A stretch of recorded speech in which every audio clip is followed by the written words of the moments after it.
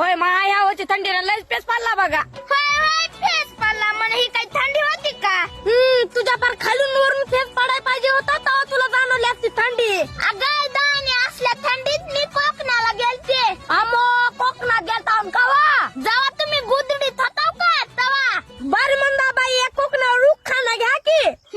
घेते की ऐक. फिरता फिरता कोकणात गेलते. कोकणातलं वातावरण